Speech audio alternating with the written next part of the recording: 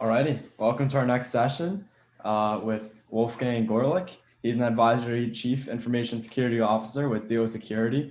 Previously, Wolfgang was with the CBI, where he built and led a cybersecurity apprenticeship, which launched the careers of 67 professionals. Right now, he's focused on the local cybersecurity community and playing an early role in many groups and conferences, including MySec. And with that, passing off to Wolf, who will be talking with entitled "We Got It Wrong." Yes, we did. Thank you for that introduction. Thank you to all you guys for joining. I hope you're having a great conference. I want to start with a story. Recently, I was in New York. There's a building called the Citigroup Center. It's on Lexington Ave, and it's a really interesting building. It's one of the tallest buildings in New York. As a matter of fact, when it was built, it was the 7th tallest building in the world. There it is on the New York skyline, that lovely New York skyline. Now, this building is really funky, though. It's very weird. There's a lot of requirements to protect property beneath. And what that meant was they actually built this building on stilts, okay? This 7th tallest building in the world is built on stilts. It looks something like this. You can see they're not even in the corners. And the architect, his name was Hugh Stubbins. The architect designs this building, runs the math, makes sure that if the winds, hit the face of the building, it doesn't blow over, finishes it, the building goes up, tens of thousands of people move in, and then he gets a call. He gets a call from an architectural student, a student named Diane Hartley. She gives a call to Stubbins and his firm because she's doing her thesis on this building. It's a weird building, and she's trying to check the math. And she's like, this doesn't seem right. It seems like the building should fall over. And, maybe it will, maybe it won't. They take her information, they run the numbers internally, and they freak out. They hadn't considered the wind hitting the corners of this building. If the wind hits the corners of the building, it wouldn't stand up. As a matter of fact, they did the math, and it was a 1 in 16 chance of it toppling, 1 in 16 chance of it falling over, 1 in 16 chance of it killing tens of thousands of people, and in New York, doing this sort of domino effect as it crushes things. Why did they get it wrong? They got it wrong because traditionally, your corners are your strongest part of the building. But a student, someone with fresh eyes, went, you know what? That's not the case here. And when we check into it, it doesn't stand. I bring this story up because this is the frame I want to go into this conversation with. It's so important in our discipline, the discipline of cybersecurity, that we challenge each other, we challenge assumptions. There's someone on this call, it's a student, it's someone breaking into the industry that is going to see something that I don't, that's going to see something that people have been doing this for years and decades haven't. So keep that in mind. Bring that energy to this talk. My name, as already mentioned, is Wolf Goerlich. I fight for the user. Sounds cooler than it is, but I'm sticking to it. And today what we're going to do is we're going to build our own building. We're going to build a thing. We're going to build a thing, and we're going to do it following a life cycle. The life cycle you see in front of you is actually Microsoft's secure development life cycle. I'm going to follow these sort of steps broadly. I'm going to talk to you about requirements. I'm going to talk to you about design. We're going to implement it. We're going to verify it. We're going to put users on it. And along the way, I'm going to point out where the corners are. I'm going to point out where we say things in cybersecurity that kind of work, but can lead to misunderstandings and can lead to problems. And hopefully, in doing that, it'll give you an idea of where you can add, where you can contribute, and what landmines that you can avoid. So let's start with building the thing. Let's start with talking about requirements, right? We're going to do requirements. We are going to figure out what the thing should have, how the thing should be built, how tall it should be, what the features are, what we're going to allow folks to do, and importantly, for the conversation of us, we're going to be setting security requirements. And this is where you hear something like, we manage risk. The job of cybersecurity is to manage risk. I had a vendor, cybersecurity vendor, when I was responsible for security at a financial services firm. And they actually scrubbed their whole site and changed every word of security to manages IT risk. Sounds very impressive. However, it doesn't often work that way. You know, the reason why we got into managing risk is because we went into secure IT and we went, this is awesome. I can deep dive in this. I can figure out so many things. Did you know that we can reverse engineer this binary? Did you know that you can use a SQL injection to get through this website? Did you? And we got very technical very fast. And then we tried to explain that to the business. And we said, you need to patch this because there's a SQL injection flaw. We need to not roll out this technology because people can get into it, which left them confused and angry. Really, this is the default state of many business people when talking to security. So I go, we're not getting the buy-in, we're not getting things done. What are we going to do? How are we going to fix this? And collectively, we all thought about it. We went, you know what? The business is in the business of taking risks. The business keeps talking about risks. Aha! We will learn risk. And then we went and learned risk. And we got way technical and left them confused and angry. I'm looking at you, FAIR people. I'm looking at you, Octave people. Anytime you went from going, you know, there's a risk here that we need to address, to going, here is the Monte Carlo simulation. And it clearly dictates, by the way, sometimes I slip up and say Monty Python simulation, which probably sounds about the same to a CFO, if we're being honest. Whenever we get to that, we don't actually talk a language that gets folks to do things. So we end up with what I call cheeseburger risk management. This is one of the first things we get wrong. And I call it cheeseburger risk management because it's no surprise risk doesn't work. It doesn't work for driving. It doesn't work for saving money. We've got an entire year pandemic to show how risk doesn't work. And it doesn't work for diet and exercise. If you tell people that eating cheeseburgers is bad, they'll go, yes. If you say there's a risk that cheeseburgers will kill you, they'll go, yes. And then the minute you leave, they're going to order a cheeseburger because cheeseburgers are tasty. As a matter of fact, I may have one for dinner. And then eventually the cheeseburgers will catch up and they'll have a heart attack. And you're standing there going, security risk manager told you that cheeseburgers are bad. See what happened to you? And they'll go, you're right. And they'll change their ways for maybe a year or two, and they'll go back to eating cheeseburgers. This is what happens with risk management. This is why risk management is actually a terrible way to communicate to the business what has to happen. Another thing you hear about in terms of requirements is don't check the box. I hate checkbox security. We are going to stop checkbox security. The apprenticeship that was mentioned earlier at CBI, I would always get have so much fun with people coming out of cybersecurity programs because they'd be like, we've got to fill out the CIS controls and meet them. I'm like, yes. And then we do an assessment and they come back and go, that business is only doing like 2 of them. I'm like, yes, you're right. Because if you stop and think about how many compliance obligations, requirements, regulations, how many boxes there are to check, you quickly realize there's way more than we can ever do.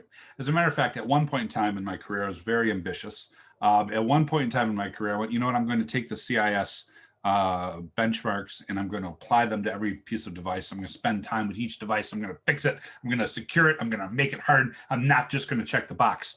And I burned myself out. And in doing so, I did the math and I figured, you know, there's probably 1 of me to 5,000 devices. So how much, I don't need PTO. I can probably work 12 hours a day. How much time does that give me with device? And it actually only gave me about an hour for each piece of equipment to secure it. Really not enough time. Really not enough time. So when people say, oh, don't check the box, blah, blah, blah, blah, blah, I would encourage you to think about the following. If you were to create a grid between what matters to the business on top and what doesn't really matter, what matters to the adversary left to right, and what doesn't matter on the left. If it doesn't matter to the business really, and it doesn't matter to a criminal, in other words, a criminal's not going to make money stealing you from you doing this, right? I'm going to check that box. I'm going to check that box so hard. I am going to check that box like no one checked the box. And then you know what? I'm going to move on to things that are important.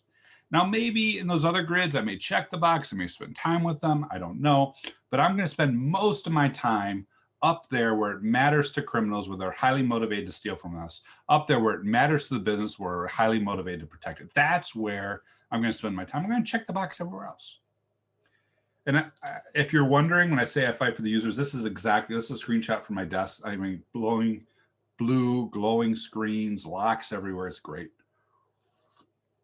Highly recommend being a CISO, kids. No. The next thing you're going to hear is Compliance doesn't equal security. Yeah, duh. I think we covered that. Compliance gives us a list of all the things we could do. It's our role as security professionals, as the defense, the people in the blue team, to figure out what we should do. And those are completely different things. As a matter of fact, there's a lot of things that we should do that aren't even on compliance checklists, which gets to my other favorite one, which is where people tell me, well, if I'm secure, it'll make us compliant. I had an executive who said that once. And I'm like, have you tried saying that out loud and just listening to yourself? I mean, those, we've already decided those are two different things. Why are we mixing them up again? Ugh. So think about that when we're setting requirements. There are things we're going to have to do, but there's no shame in doing things minimally so that we can focus in on what really matters. Now, the next thing you may see, and you probably saw this meme I'm about to show, or a variant of it, is security should measure and improve maturity. And so there's a great graphic on this. Maybe you've seen it, maybe you haven't, that shows the CMM, right? The capability maturity model, all the way from very immature, initial level 1 to optimize where you're the hero. And I love this. And I see this. I'm like, yeah, that's me. Yeah, frontline defense. Yes. And I started thinking about it a little bit further. So how does it cost to do these things? Well, we're going to assume that a stick and a bone, our caveman guy, there's some sweat equity there. He's got some skill with that stick, I'm sure, but it doesn't cost that much. I could walk out in the park behind and find a stick. I might be able to find a bone, but if I do, that's a whole nother story. Vikings, our Viking sword and shield and helmet, you can probably get good reenactment battle quality versions for around $500. Spend more if you want, but that's available to you. Last century, the cost to equip a US soldier was around $1,100. So you can see the difference between level 2 and level 3 automatic. We've doubled the cost to get a little bit more security, go from repeatable to defined, whatever the hell defined means. And so you start to get an idea, but it really gets exciting when you get to the cost of equipping a soldier in the 21st century, which is around $17,500. So you're starting to wonder, do I really need to be managed? Or can I just be defined? But if you're like me, you still want that Iron Man suit, right? So think about this. Start adding zeros. Keep adding zeros. The Mark 7 suit of Iron Man, the one that's displayed here, cost around $1.5 billion. And yet this is what we're aiming for? I don't know if that makes sense. Don't get me wrong. Never say no to an Iron Man suit. If there's nothing else you walk away from this talk, please walk away with that. Never say no to an Iron Man suit. If there is a CEO or CFO that says, we're going to give you $1.5 million, you say yes, thank you, and you build the best security program of the world. The reality is we're probably going to have a number of capabilities while we're defining the requirements. And some of them are going to be very immature. And that's on purpose because we only have so many resources to spread, right? Some of them may be pretty good. Some of them may be rocking, like our network controls are pretty good in this example. Our identity controls, identity is a new perimeter. We're going to spend some there. But to do that, we have to make choices. And strategy and security is all about making choices. So when it comes to requirements, use compliant checklists as examples of what we could do, then ruthlessly prioritize what we should do. And remember that good security uses risk to prioritize, not to communicate. Talking about risk, if anything we've learned out of the pandemic, does not necessarily change behavior, does not necessarily get the buy-in we think it does. All right. Next round where we get it wrong is design. So if you think about that life cycle, right? Start with your set of requirements. Talk through how to do those, looking at different ways to put those together. Now we go to design. We're going to design the security system for the thing we're building. Now, when we do that, one of the first things people tell you is use a design process. And I think that's smart. I think it's wise to use a formal process to design things. I think where we get it wrong is some of the ways we interpret the processes. One of the ways you guys probably have seen or experienced is ITIL. So ITIL is a service design process, and it's very extensive, right? We're going to think about our service catalog, our service level agreements, how long we have to be up and down. We're going to think about our capacity. What about availability and high availability? What happens if we need continuity and recovery? Thankfully, security is in there, supply chain is in there. Even more important now with solar winds, and these attacks we're seeing very frequently on supply chain, where adversaries break into other organizations, other software vendors, and use those as pivots into high security lockdown environments. Awesome. You guys notice what's not here though? You notice what's missing? Where's the people? Where's the person we're building for? Where's the workforce? Where's the customer? It's not even listed. It's not even an ITIL consideration at this point. You may argue there's the 4P in ITIL, which does include the mention of people, bonus points, but oftentimes that isn't the way IT is designed. So one of the reasons why I actually like design thinking, if you haven't had a chance to, I'd encourage you to look into design thinking. It starts with empathy. It starts with the person. It starts with thinking about how people are going to use these controls we provide. Oftentimes overlooked in the design process, something we get wrong all the time. And what happens when we get wrong is the conversation goes something like this, right? You can imagine a software development firm and your job is to secure it. And you hear one of the developers go, you know, before the sprint planning, I'm going to take a walk around outside, I'm going to stretch my legs, spring, get some fresh air. And a teammate may say, hey, isn't it supposed to rain? You know, you should be careful. And that's the moment where security man jumps in, right? I've got this. I've got you covered. We don't want you to get wet. And we also don't want you to get hurt. And, you know, people can drop stuff off roofs. I saw this on Krebs where they're talking about someone dropped something off a roof. And wasn't there a podcast recently where they talked about like exploits that were coming in from this? And so next thing you know, this lovely developer who just wants to give a walk around the building is given something like this from security. Here's your security control. Carry this with you always. You will not get hurt. You will not get wet. Life is good.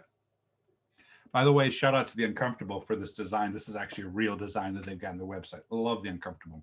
Great examples of products that honestly remind me of really bad security. But this is the approach we take. I was having a conversation earlier with some folks in the Hangouts, and they're talking about we need to log in a multi-factor to do a form, then we need to log in multi-factor that we've done the form, we log in multi-factor. There's like 7 different steps to complete this process, and you just want to pull your hair out. You know, it's the umbrella out of concrete. To get around that, to fix this problem, we really need to have a better understanding of the business subject matter expert. Now, that could be someone in accounting, that could be our developer I just mentioned, that could be someone in IT, someone who is the subject matter expert for their area. In security, we've got our ideas. We've got our set of requirements. Bridging the gap is incredibly important. And to do that, we need a security advocacy program and a champion program. A lot of people don't have these. A lot of people don't even consider them. Some may consider a champion, but it's rare. And so what is the role of the champion? The role of the champion is someone within the business unit who speaks for the business to say, that umbrella is too heavy. And their role is to speak to the business to say, but we don't want anything to fall on you, right? The security champion is within the business unit and cares about security. The advocate is advocating to the champion, keeping them informed of things, keeping abreast, but also advocating back to us, the subject matter experts, who are designing things to say, really, Wolf? Did you really think that was a good idea? Have you tried what you're proposing? Right? The goal of the advocate and the champion is to collaborate to make sure the security controls are actually effective. So to have empathy at scale, we need to have a good advocacy program and we need to have a good champion program.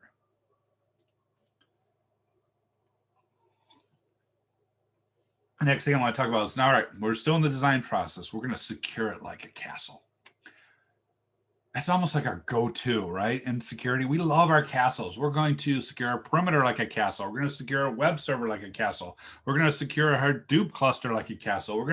This comes up again and again. It's a great metaphor, I guess. It's something we like to talk about. It can help explain when we're getting in defense in depth concepts. However, is a castle really a good metaphor? Is a castle really a good idea for this? Yes, the question was, reminds me of military grade. Yes. Yes. Thank you. You're absolutely right. It's just like design like a castle. Military grade security should be just fine. This is Harald Castle. It's one of the quintessential castles in Europe. I was fortunate enough to visit it. And what was fascinating about it is a couple different things. One, it took 20 to 30 years to get most of it in place. It also took around 20% of the revenue of the kingdom. By contrast, IT generally spends 3.2% of the revenue of the business. Security gets a small sliver of that. If you can go to someone and say, look, boss man, I want to spend 20% of all the money we make securing this place. And that works. Also, at that point, ask for an Iron Man suit. Just keep going. You're golden. The reality is that we very rarely have the resources it takes to build a castle, nor do we have the time. And this is not overly surprising, right? We don't build castles anymore. They were very popular for a couple centuries. They cost a kingdom's worth of wealth. They took decades to make. Hopefully, by the time they're done, what they're protecting was still important. When the adversaries were changing over the time span of centuries, building security over this time span of decades made sense. When the adversaries started changing in the time span of months to years, suddenly waiting decades to have security didn't make sense. Cavalry, gunpowder, these were the things that killed security, or castles. So what did you do, right? If you're trying to defend your kingdom and you could no longer build a castle, what are you going to do? What they did was they moved to securing the roads. And I'd argue that's exactly what we need to do as a metaphor. We need to think about security as a path. Security is a path, or rather the activities are a path, and security is something we're building along that path. How do you figure out that path? Well, from an adversary perspective, you're going to be using threat modeling. How will the adversary move through our environment? What do those steps look like? What are their tactics and procedures? What kind of security do we need to put in place? From a user perspective, the path is going to be defined by workflow mapping or journey mapping, some of these UI, UX concepts. And again, it's like, how do we deposit money? How do we sell things? How do we deliver services? Those paths are where we need to put security. And then along that path, making it as simple as possible so we're not adding friction. Now, I mentioned threat modeling, and you may think, oh yeah, awesome, threat modeling. But then you're thinking, oh, wait a minute, nobody's got time for that, right? Nobody's got time for threat modeling. We've been talking about threat modeling for years, and very few people do it, which is incredibly frustrating to me. I think there's a reason, and this reason may sound familiar, right? We got into secure IT and we made it technical. Look at this bits and bytes, look how we can do a memory exploit, and people got understandably confused and angry. So we thought, we'll get into threat modeling. And what do we do with threat modeling? We make it overly technical. We may have a problem, by the way. And these threat models have then left people confused and angry. If you go and you give a developer a threat tree that took weeks to make, this is not going to convince them to put the right controls in the path. Security folks have a bad tendency to overcomplicate everything. And so if you're taking threat modeling and you're making a threat model that takes weeks to build, but your code is going into production daily, we're never going to catch up, and we're never going to influence change. It's incredibly important to make simple threat models. Now, I'm not saying a threat tree isn't valid and there isn't places for it, but I'm saying that we need to scale up or scale down as appropriate, because threat modeling is so valuable and no one's doing it because it seems really complicated and messy. If you want to know how to do threat modeling right, I would encourage you to check out the Threat Modeling Manifesto. I wish I was involved with this. I was involved early days with attack paths and those types of threat modeling. I was not involved with this one, but the values speak to me so much. They want to create a culture of finding and fixing design issues at the core.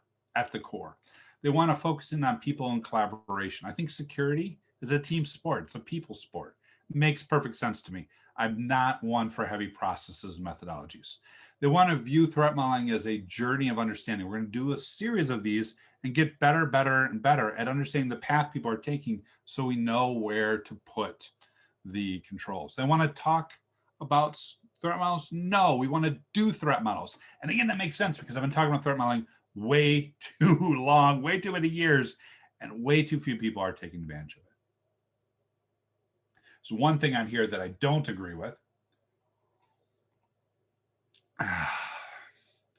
culture of fixing design issues over checkbox compliance. I addressed that one earlier.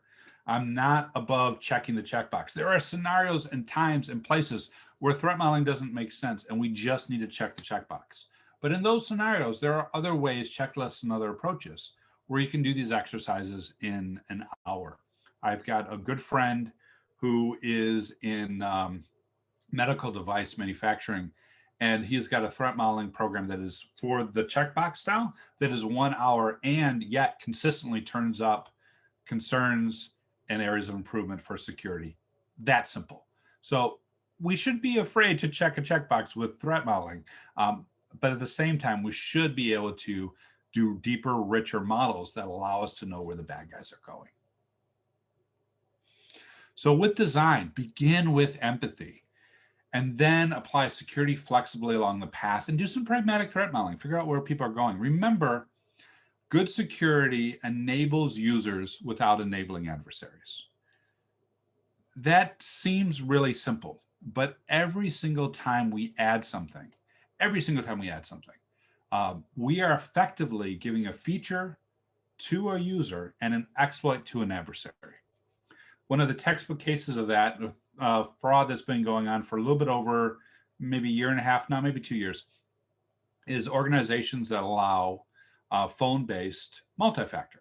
You sign up as a customer, they have the option to call you back to verify you are who you say you are. The feature is we want to make it very simple for customers to sign up. Awesome. And we want to make it secure for the customer to sign up. Awesome. And to do that, we're going to allow them to put in their phone number and get a call. Great. Every feature we add is an exploit to a user. Is an exploit to an adversary. So what ended up happening there was adversaries realized that these services were around, wrote some botnet code, find these services, register a few thousand, whatever scale they're at, customers, use 900 numbers, use multi-factor to call back to those 900 numbers, and then make a profit. So we need to remember that every time we're adding to the path, that not only is enabling the users, it's also enabling the adversaries. So we need to be very judicious about how we apply security. All right, so we did our requirements, we've done our design. Now we're going to implement, we're going to build the thing. We are going to build the product, whatever it may be. We're going to actually implement the right steps and services. And you'll hear something like, we need to secure the software development lifecycle, which I don't argue with, but there's some caveats to how that gets done. If you are a DevOps shop, you're using a path that looks something like this, right? You're planning and coding and building and testing and releasing and repeating. What was fascinating to me about DevOps in the early days, I ran a DevOps team, early days DevOps, had a lot of fun doing it. And in the early days, we thought this is going to be great. Gene Kim came to security conferences and talked about the Phoenix project and what DevOps meant. Security people are like, awesome, we can use DevOps to do things faster and we can integrate security in. And then about a year goes by, 2 years goes by, and all these little DevOps projects poke up. And they're very fast, they're very nimble. They put stuff in right away. And so they start getting more and more attention. They start getting more and more resources. And what happens is half their speed is because they're not telling the security people or the audit people about it, right? Half their speed is simply keeping their head down and not following a full life cycle. And so in recent years, security has had to get involved and figure out how to fix these things.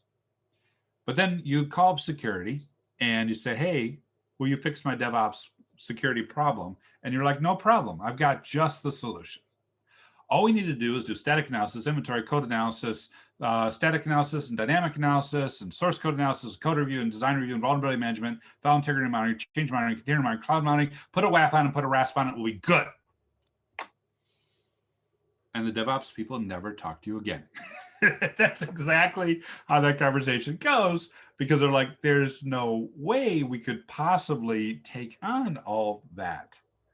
It's really important in security we remember, not only do we have limited time, not only do we have limited budget, but we also have a limit on what the organizations can take on in terms of change. So when we go with all these controls and we sit down with the developers and we try and figure these in, it's really important we phase them in a slow, steady way. And you got to keep that in mind before we go to them and say, look, oh, you know exactly what you need. You need an Iron Man suit. $1.5 billion and you'll be secure. The other thing to consider, and that you'll hear quite frequently, is developers don't care about security. I don't care. They don't know how to do it. They're not going to do it. And I push back on that. I've known some really savvy developers over the years, but I think part of the problem is we forget how developers are structured, right? Devs are incentivized for velocity. Change things. That's your incentive. Meanwhile, ops people are incentivized for stability. Don't change things unless you followed a change review process, and we're going to wrap you in ITIL processes to make sure nothing gets broke. And of course, security is incentivized for security. I mean, we're incentivized for making sure that the changes that occur don't create security loopholes. So there's already a mismatch there. The other thing is that we are outnumbered, right? There's probably 100 devs to every 10 ops people to every 1 security person. So our ability to directly hands-on impact change is limited. Our main way of going in and addressing this is to encourage security champions and the ops and the dev space. But we don't oftentimes do that, right? We think, well, they must be ignorant of the development. If only they knew what they're doing, they would do it right. Or we think, no, they're not ignorant, they're just irrational. They're not doing the right things because they don't understand why it means, what it matters. If I tell them a scary story, maybe they'll get it. If I share a Krebs article about people throwing rocks off of buildings that will carry the concrete umbrella, we think they're just irrational. These 2 of 4 barriers that are very common, not necessarily the right ones that I encourage you to use, but are very common. These 2 barriers are the barriers that you hear come up again and again and again from security teams that are not doing a good job at providing security to their environments. What you'll oftentimes hear for teams that are doing good is it's an investment problem. They need better tools. They need better ways of doing things. I've got a friend who is working on a software company, and it solves the developer need to document APIs. It does API enumeration, contracts at the YAML level, effectively make sure that what is coming out of the API is what we expect. If I expected $1, I get $1. If I expected a string, I get a string. If I expected a number, I don't have a SQL injection, right? Those sort of things, those sort of contractual things. And as a byproduct of that, as a result of that, greatly increases the security, because now you can't screw around with the API and do injection attacks and do all those sort of things. That's an investment. It's an investment that drives better devs, but it's also an investment that drives better security. And the other is incentives, like I already mentioned. We need to spend some time thinking about those incentives and how we can line them up. These are 4 barriers that get in the way of people doing security, but we almost always just default to, those devs, they don't care. Or you hear things like, we can't patch stupid. We don't need to patch stupid. We are outnumbered. We need to drop the ego. We need to take a team approach. Because in InfoSec, there's one of us to every 1,000 employees, to really truly be successful, we have to focus in not only on the technology side, but on the psychology side. So from a implementation perspective, we want to follow a life cycle, but we don't want to overburden that path, right? We don't want to slow it down. We need to consider more than, oh, they just don't know what they're doing. We need to consider incentives and investments and how to improve it. And I would argue this, that empathy is the heartbeat of good security at this stage. All right, so now we've had some requirements and design. Our devs have built the thing. Now we're going to verify the thing. We're going to make sure the thing works, right? That it's the right thing. And we're going to run a pen test. Red teamers unite. You guys ever think about the first pen test? Something I spent some time on a sleepless night looking up. It was 1967, right? All you needed was love. The Beatles were #1. The summer of love was happening. Cars looked like this. Computers looked like that. And the RAND Corporation got 15,000 computer security experts together, 15,000 computer security experts, and a conference much like this. And they dared to ask the question, do you think all these computers and communication lines they're building could be broken into? And today we're like, well, yeah, duh. But that was the goal for the very first penetration test. Demonstrate the system can be breached, provide an attack scenario, identify weaknesses, and maybe scare up some money so we can make some improvements. First penetration test, these were the goals. It was actually carried out several years later in 1972 by James P. Anderson. James P. Anderson, I would argue, the OG of Red Team. You can look up his paper. It's very interesting because like, here's the attack scenario. And you think you're reading a modern pen test. And he's like, oh, and by the way, you need to make sure that you shred the punch cards. But some things have changed, some things haven't.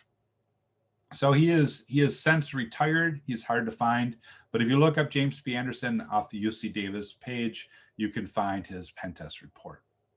What bothers me is that the goal for every subsequent pen test has been, can we demonstrate that we're being breached? Can you show me an attack scenario? And can you secure funding for improvements? Well, spoiler alert, yes. Yes, you can breach these things. Yes. If we hire a dedicated attacker, they're going to find a way around our controls. Yes, absolutely. If you've got 10 ways into the system and you've locked down 7 of them, they're going to find those other 3 and break around. Yes, we know this. And I don't know why we keep thinking pen tests annually are going to somehow improve the security posture. They're important. Don't get me wrong. Love me a pen tester. But my God, we're going to wait to once a year to test our security, and then we're just going to hope that everything's working. I've often thought that security is not about castles or high walls or strong doors. I think security is about bells on strings. Bells on strings that when an attacker walks by, they ring. And when those bells ring, my SOC team gets involved, my incident response team gets involved. We isolate, we figure out what's going on, we investigate, we remediate, and we move forward. Bells on strings. Pen test is not necessarily going to tell me if my bells are ringing. They're not. They're not, right? This is where we need to do things that are different than an annual pen test. This is where we need to check on a much more continuous basis. I want to know monthly. I want to know weekly. I want to know every day that my controls are working. And I want to know every day that my controls are working. Why? Because a false sense of security is worse than no sense of security at all. And yet an annual pen test oftentimes will tell us that there's a problem, good, but won't tell us if we've got a false sense of security about what we think is working. So what we need to do, and the shift is already in place, is complement an annual pen test with adversary emulation, continuous control monitoring. We need to check arguably 4 things. Does the control even exist? Now you may be thinking, well, I really hope I don't have a control that I think exists that doesn't. That can't really happen. I was doing an assessment this one time, and everyone told me how great their network security system was. It was top of the line, had threat intel feeds to it, got very few false positives. They almost never had to worry about it, and it could see all traffic across the perimeter, and they were having everyone VPN back so that traffic would be checked. Sounded great. Sounded awesome. Until I got to the networking team and I told them about this great control, and they laughed. And I went, uh-oh. Why is this funny? Like, oh, yeah, we know the plans you're talking about. They must not have listened. We unplugged that. Like, how long did you unplug it? They go, well, when we did the network refresh, which was about 18 months ago. I'm like, well, there's why you're not getting any false positives. There's why it's well-tuned, right? It's not well-tuned. It's not on. And I wish that was unusual, but we see this again and again, that we think we got a control that doesn't work. Or we think the control is effective, but it isn't. We think we've got a web application firewall that'll stop all bots. I was doing a CTF one time, and we put in place a WAF. It was an application CTF. We were attacking back and forth. And we put in place this WAF, and no one could get us. Yeah, this is awesome. As we start racking up points and reverse engineering things, and we're getting better and better and better. And one of my guys started mouthing off in the chat channel and said something to the effect of, "Come at me, bro, I've got a WAF." So pro tip, don't do that in a CTF. Within about a half hour, maybe less, WAF bypasses were crafted and they completely clobbered us. And we went from like a contender to like 20th, 50th, 100th. I think we came in 166th place. We got crushed. And if you think that only happened in the CTF, no. Oftentimes these controls are effective until somebody knows you have them and then works around them. So we want to test the effectiveness. We want to make sure they can't be circumvented. Right? I've got this great control around my prod environment. I was actually just arguing this on Twitter the other day.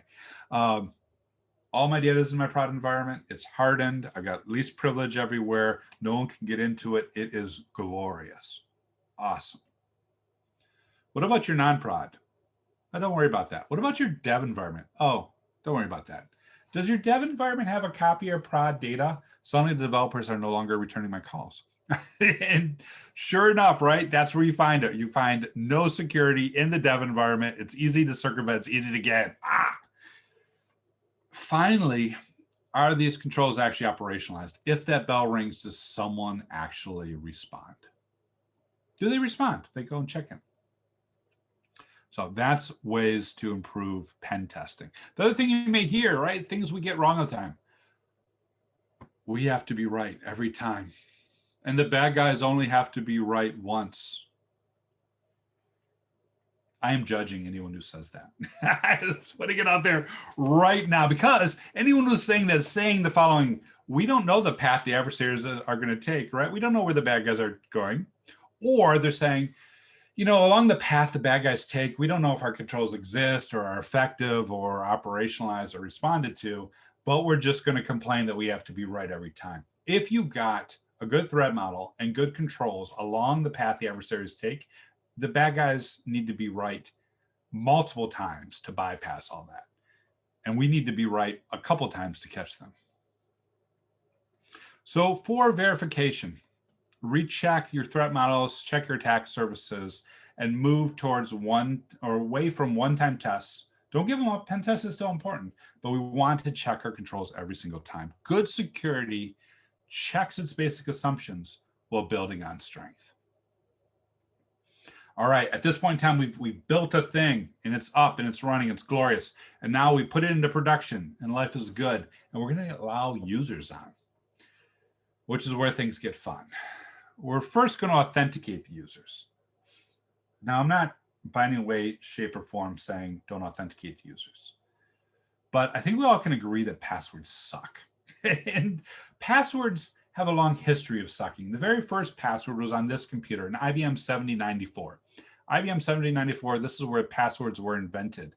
Very shortly after that, this was in a university setting, very shortly after that, the students, 1962, in protest, printed out all the passwords and handed them around. So if you are frustrated at how people are requiring you to authenticate, just know that one of the very first events in cybersecurity history was people getting frustrated and printing out all the passwords.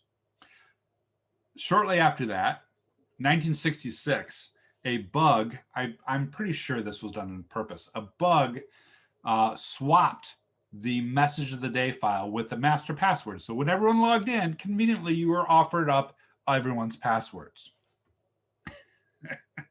It's a mess. Password authentication is a mess. Now, you may think, cool.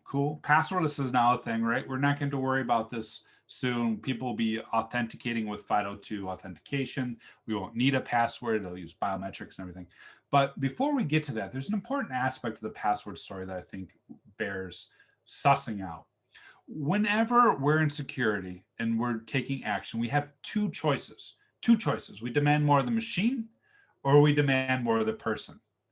When we demand more of the person, it's longer passwords, more complex passwords, unique passwords, rotated passwords, hundreds of passwords, all of them unique, 32 character. Please follow the NIST guidelines, rotate them every quarter. More of the people. When we ask more of the machine, it's better encryption, better storage, hashing, salting, right? And with passwordless, it is going to be removing the shared secret altogether. One of those paths introduces user friction. One of those paths annoys everybody. One of those paths is consistently the top way that people are phished and attacked. And it ain't the machine. When we think about passwordless, there's one other story I want to share here. The passwordless is already in place in a lot of different ways, right? Your phones, Windows Hello, those sort of things. Touch ID is one of the first ways that passwordless was around, where you could authenticate with the thumbprint. What was fascinating about that is before Touch ID, no one locked their phone. So almost no one. I mean, Apple's numbers were like 10 or 20%. Steve Jobs had a rant around, why would you lock your phone? Bicycles for the mind, Steve Jobs style rant. I was a CISO at the time, and I was pulling out my hair because I'm like, you need to run Blackberries unlocked on your phones. And users are like, just don't tell Wolf, we got an iPhone. So Touch ID comes out 2015, and it fits clearly into the path people take, right? What do you do when you pick up your phone? You hit the home button every time. Pick up the home button. And it's secure by default. When you go ahead and set up your phone, it enrolls this. Within a year, lock screens jumped to over 80%. Why? Because it was easy, and because easy made it secure. So these are the types of thinking that we need to bring in when we are authenticating users and when we're really demanding anything of the user. The next thing I want to talk about is run a security awareness program. Your users are your weakest link. Oh my God, Dave is going to steal ours. As if security awareness really changes behavior. I don't know that it does.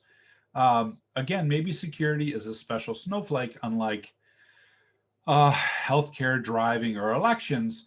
But historically, a security awareness program has not changed much at all, because awareness is not action, and people are just going to do what they want to do anyways. With elections, it was actually fascinating. They actually did a study of this. If you make someone aware of election, it doesn't change their voting behavior at all. But if you have them do a plan, if you have positive peer pressure, if you've got your identity wrapped up in one political party or movement or another, that's where you go out and vote. There's a great TED talk on this, that if you just substitute election for security, speaks to exactly what we need to do and exactly what we've been doing wrong forever and a day about awareness. This gets back to that champion and advocate model I mentioned earlier. We need to understand what people care about and how to make their identity aligned with security. Now, they don't need to be security folks, but they're not going to do anything if it's just, oh, be aware of this. And likewise, we need to understand what some of the barriers and benefits are. Our job should be reducing barriers for users and amplifying benefits. Not always easy, right? Security doesn't always get a benefit. Like, oh yeah, look, we're here to have you do more things. You're welcome. You're welcome. It's hard to have a benefit. But some people have done this really well. I was working with an organization that did privileged access workstations. These workstations were super locked down, but reduced all the barriers around administration because they could get to everything. And the benefit was they were freaking cool, man. It was like top of the line gaming laptops with neon and everything. I mean, everything you think about a hacker, this was a hacker laptop. And this was the benefit to enrolling in this secure way of doing privileged access. So think about that. Moving awareness to action really means reducing barriers and amplifying benefits. And then think about how we oftentimes do it. We make them aware, and then we're like, oh, we're going to phish you. That's our way. That's how we prove our awareness. I hate phishes. I'm actually got my own little personal campaign to get rid of phish awareness. Why? Because my organization used to threaten people that if they didn't log in, they're going to lose their time off. It was a great way to get passwords. It's a terrible way to get passwords. We saw in the beginning of this year a healthcare system, frontline healthcare workers, get told that they could get a COVID vaccine, and that was used against them to steal their passwords. We've seen people told that they're going to get a bonus. We've seen people told they're going to lose a job. This constant tricking of people, this constant threatening them, their needs, not thinking about their safety, this constant approach has not helped security. I argue that kindness is the original security control. It's not sexy, it's not technical, but every other control builds upon the relationships we have with people.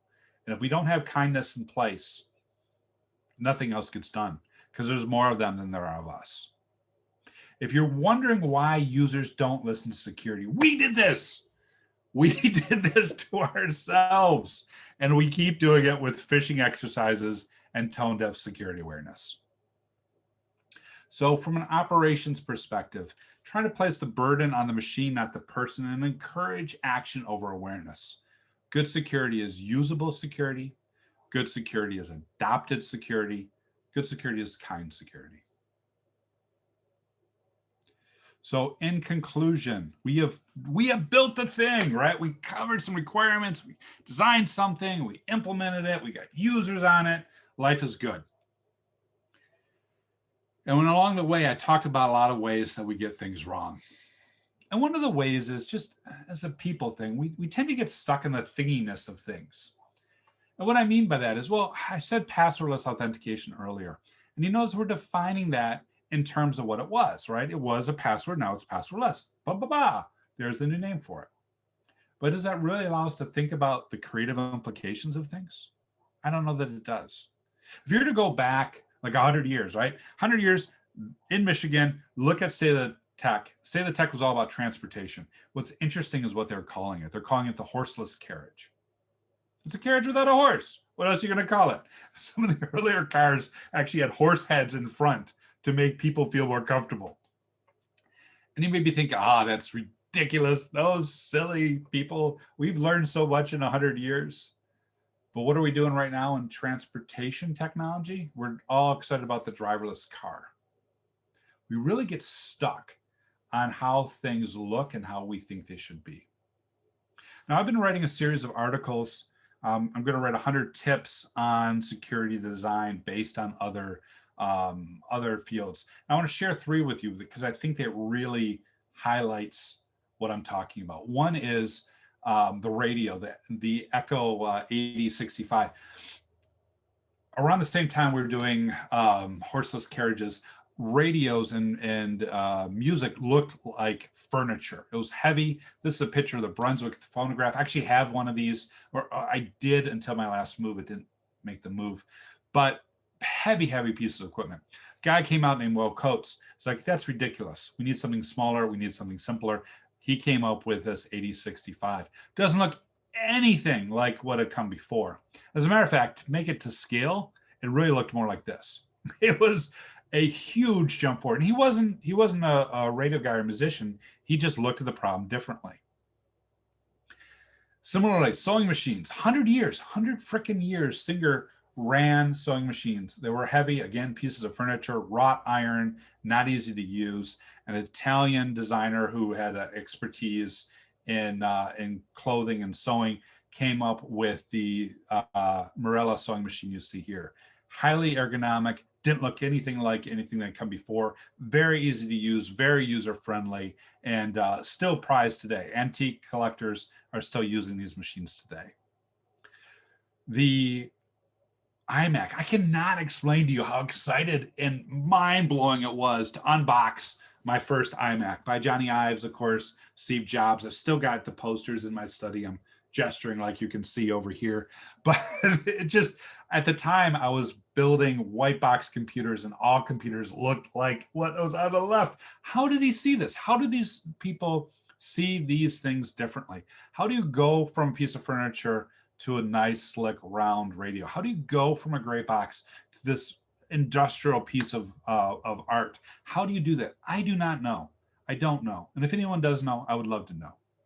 But I would say if you're thinking about heavy, if you're thinking about expensive, if you're thinking about boxy, if you're thinking about clunky, look no further than cybersecurity.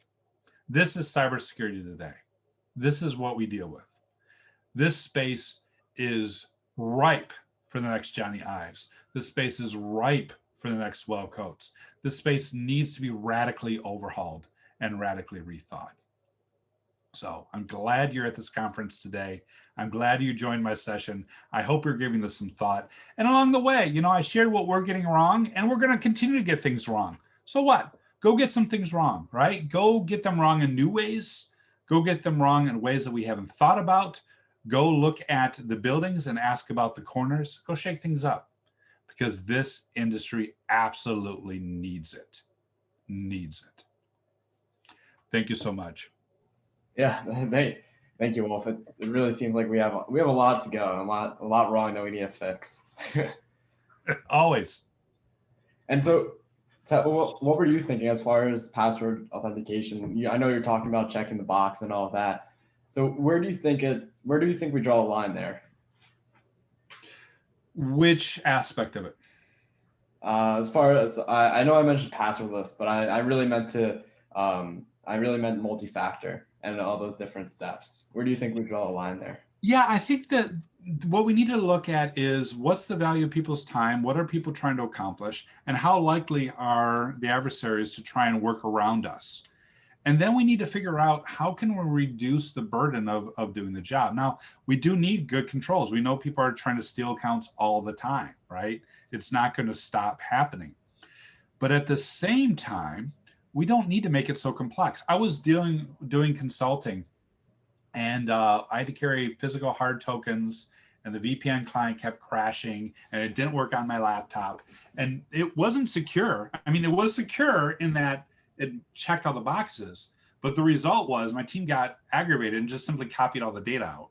And so in those types of scenarios, you create a set of constraints that drives user behavior that actually decreases security.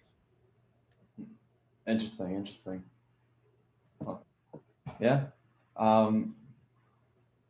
Someone put in the chat, thank you for talking about simplifying security measures and speaking to the user in simple terms. And I think you definitely did break it down real well for us. So thank you for that talk, Wolf. Great. Yeah, no, my pleasure. And thanks again for having me.